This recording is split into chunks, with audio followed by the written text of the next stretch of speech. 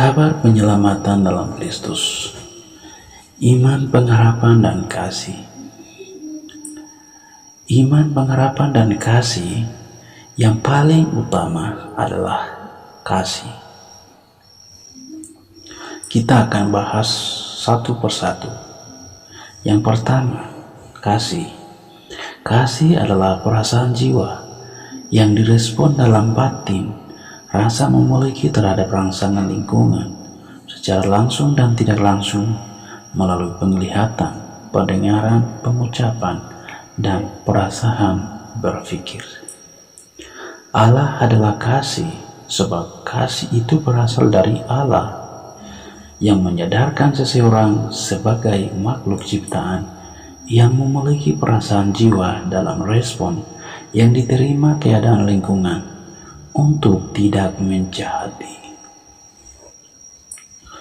Kita manusia saling mengasihi, maka kita adalah anak-anak Allah. Sebab perasaan kebaikan, kerendahan hati, pengampunan musuh, mengasihi sesama manusia merupakan pokok perasaan yang direspon oleh kasih yang berasal dari Allah. Hukum yang utama, kita akan bahas tentang hukum Yesus. Kita tahu bahwa hukum Yesus adalah kasih. Oleh karena itu, Yesus mengajak kita, kasihilah Tuhan Allahmu dengan segenap hatimu, dan dengan segenap jiwamu, dan dengan segenap akal budimu, dan dengan segenap kekuatanmu. Dan hukum yang sama dengan di atas adalah kasihilah sesamamu manusia seperti dirimu sendiri. Terdapat dalam Matius pasal 22 ayat 34 sampai 40 dan Lukas pasal 25 ayat 28. Kemudian Tuhan Yesus berkata, "Aku berkata kepadamu, kasihilah musuhmu dan berdoalah bagi mereka yang menganiaya kamu." Matius pasal 5 ayat 44. Inilah sangat sulit manusia lakukan, yang adalah mengasihi musuh. Manusia hari ini mengalami kesulitan adalah mengasihi musuh dan berdoa pada orang yang menganiayanya.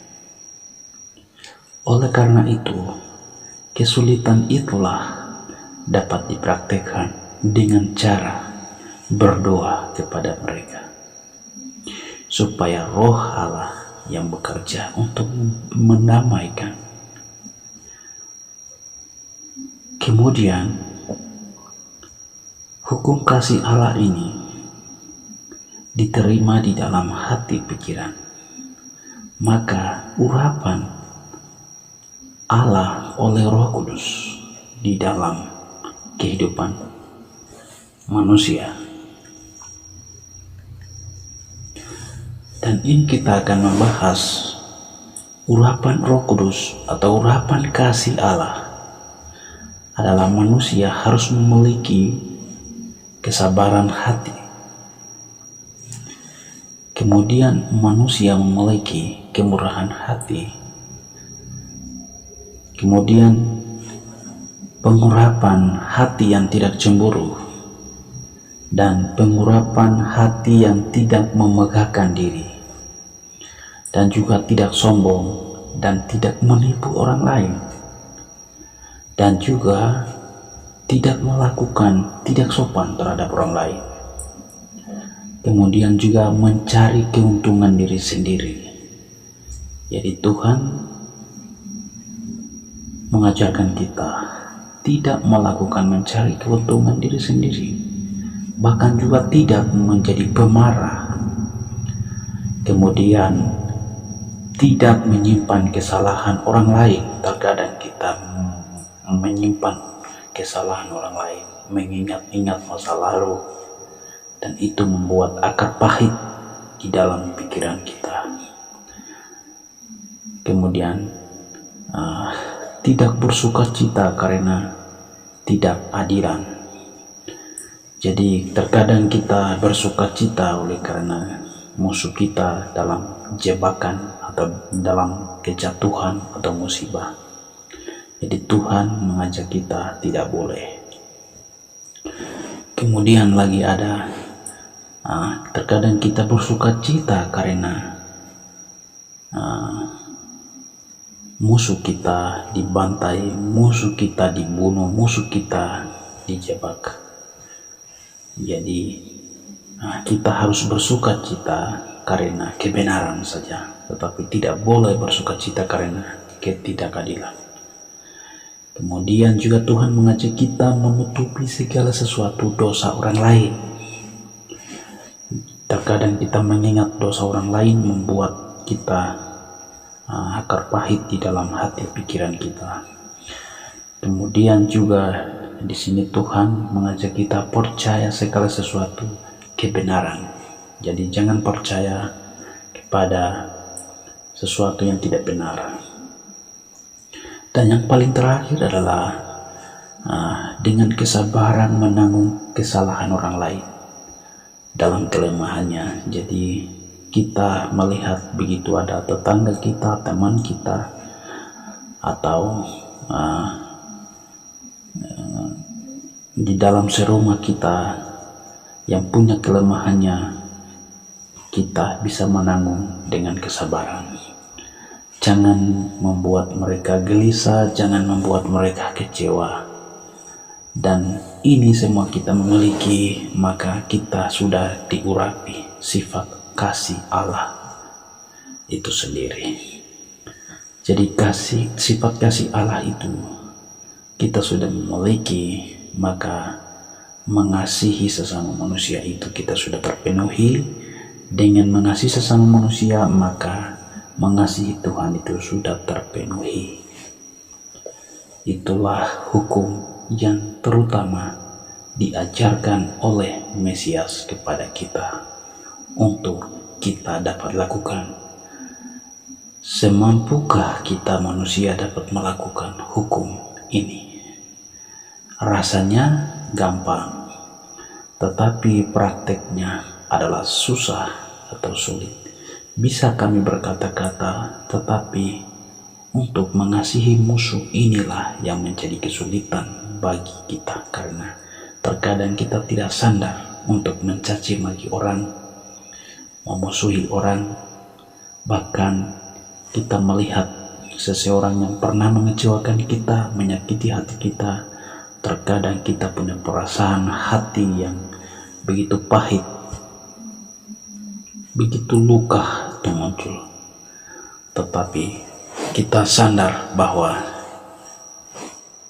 pikiran kita yang bisa diobati, akar pahit kita bisa dimusnahkan hanya dengan doa kepada Yesus, karena semuanya itu akan diampuni melalui darahnya Yesus Kristus. Yesus Kristus menjadi jaminan keselamatan kita untuk diampuni setiap kesalahan kita. Itulah kita membahas tentang kasih. Kemudian kita membahas iman. Jadi iman adalah dasar dari segala sesuatu yang kita harapkan dan bukti dari segala sesuatu yang tidak kita lihat. Terdapat dalam Ibrani pasal 11 ayat 1. Iman kita mengerti bahwa alam semesta dijadikan oleh firman Allah. Ya, ada beberapa seorang beriman yang kita akan bahas. Jadi iman Habel, iman Henok, iman Nuh, iman Abraham dengan Sarah, iman Ishak, iman Yakub, iman Yusuf, iman Musa, iman Rahab, seorang perempuan sundal yang percaya Yesus, ya, iman tanpa perbuatan pada hakikatnya mati terdapat dalam Yohanes pasal 2 ayat 14 sampai 26. Jadi beberapa seseorang atau beriman yang kita sudah sebut tadi, itu mereka dinyatakan iman yang menyelamatkan mereka. Oleh karena itu, kita tahu bahwa tubuh tanpa roh adalah mati. Demikian jugalah iman tanpa perbuatan adalah mati. Jadi manusia dibenarkan karena perbuatan, dengan perbuatan iman ya menjadi sempurna. Jadi iman kita menjadi sempurna itu dengan perbuatan kita. Sebab itu kita dibenarkan karena iman. Ya, kita hidup dalam damai sejahtera dengan Allah oleh Tuhan kita Yesus Kristus. Kita dapat diperoleh jalan masuk kepada keselamatan kekal. Itu adalah iman kita, tetapi dengan perbuatan. Perbuatannya adalah kasih ya. Tentang hukum Yesus, hukum yang utama yang kita sudah bahas itu yang kita lakukan, maka iman itu dibentuk. Kemudian kita membahas tentang pengharapan.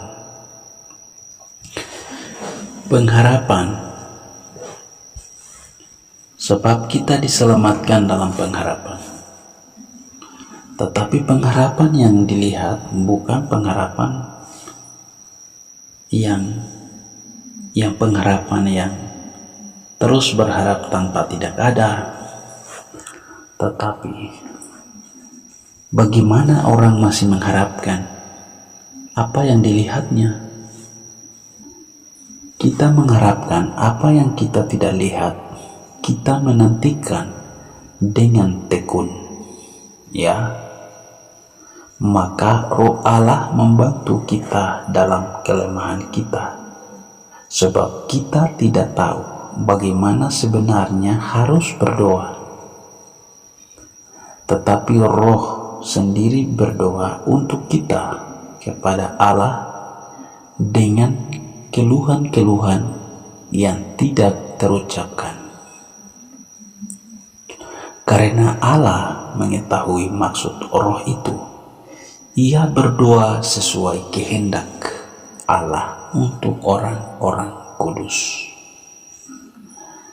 Jadi kita tahu sekarang bahwa Allah turut bekerja dalam segala sesuatu untuk mendatangkan kebaikan bagi mereka yang mengasihi Dia, yaitu bagi mereka yang terpanggil sesuai dengan rencana Allah.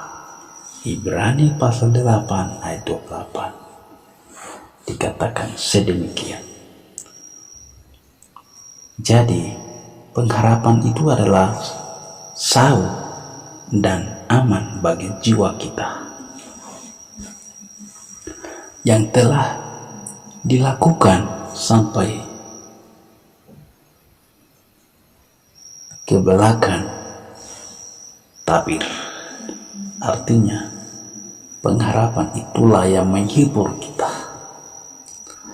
karena pengharapan itu tidak membawa kita kepada kekecewaan, tetapi pengharapan di dalam Kristus membawa kita penghiburan dan membawa kepastian. Itu adalah iman. Iman dan pengharapan itu jangan pernah gagal, jangan pernah lelah, tetapi pengharapan itu menjadi suatu obat, suatu dorongan dan motivasi kita untuk mendapatkan suatu kemuliaan Tuhan. Dan kita akan bahas selanjutnya. Pengharapan itu menemukan perjanjian Allah membutuhkan kesabaran.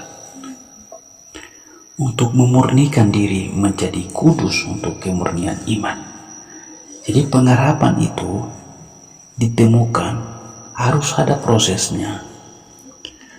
Pengharapan itu ditemukan, dicapai harus ada pemurnian diri menjadi kudus, karena dalam Ibrani 8 ayat 28 di atas sudah katakan itu mereka yang dipanggil sesuai dengan rencana Allah, maka mereka yang dipanggil itu harus menjadi kudus karena Allah itu kudus.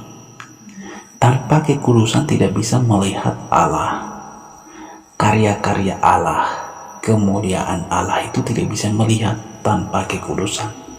Oleh karena itu Tuhan mengajak kita harus hidup kudus. Nah, inilah dalam kekudusan ini harus perlu diuji dan dimurnikan menjadi kudus, dan itu membutuhkan kesabaran untuk kemurnian iman. Kita lanjut. Pengharapan hidup disertai ketekunan. Pengharapan itu harus disertai ketekunan, karena pengharapan tanpa ketekunan tidak bisa mendapat hasil, tidak bisa melihat Tuhan. Dalam ketekunan akan ada kesengsaraan. Nah, ini sangat berbahaya lagi. Dalam ketekunan ada kesengsaraan dan ada kesesakan. Nah, kita sudah mengatakan bahwa dalam pengharapan ada penghiburan, tetapi di situ dalam kemurniannya ada kesengsaraan. Tetapi Tuhan mengajak kita harus tekun, ya. Pengharapan hidup disertai tekun. Dalam ketekunan itu kita sebagai manusia akan ada kesengsaraan, dan kesengsaraan itu akan menimbulkan tahan uji, dan tahan uji membutuhkan pengharapan. Itu terdapat dalam Roma pasal 5 ayat 4. Pengharapan itulah menjadi penghiburan dalam kehidupan disertai Roh Kudus. Amin. Itu luar biasa. Bapak Ibu Saudara yang dikasihi Tuhan. Jadi pengharapan itu mengajak kita bersukacitalah dalam pengharapan. Sabarlah dalam kesesakan. Bertekunlah dalam doa. Terdapat dalam Roma pasal 12 dan Ibrani pasal 10 ayat 23. Marilah kita teguh berpegang pada pengakuan tentang pengharapan kita, sebab Ia yang menjanjikannya setia. Allah sumber pengharapan memenuhi kamu dengan segala sukacita dan damai sejahtera dalam iman kamu, supaya oleh kekuatan Roh Kudus kamu berlimpah-limpah dalam pengharapan. Roma pasal 15 ayat 13. Jadi pengharapan kita bukan hayalan. Pengharapan kita bukan mencoba-coba, tetapi pengharapan kita merupakan suatu janji yang Tuhan berjanji kepada kita. Kita pengharapannya dengan ketekunan. Dalam ketekunan itu ada kesengsaraan, tetapi kesengsaraan itulah yang menimbulkan tahan uji. Jadi harus menahan uji, maka kita akan mendapatkan hidup menurut Roh. Hidup oleh Roh, maka kamu tidak akan menuruti keinginan daging. Kamu memberi dirimu dipimpin oleh Roh, maka kamu tidak hidup di bawah hukum Taurat. Galatia pasal 5 dikatakan, tetapi buah roh ialah kasih, sukacita, damai sejahtera, kesabaran, kemurahan, kebaikan, kesetiaan, kelemah lembutan, dan penguasaan diri. Tidak ada hukum yang menentang hal-hal itu. Barang siapa menjadi milik Kristus Yesus, ia telah menyalibkan daging dengan segala hawa nafsu dan keinginannya.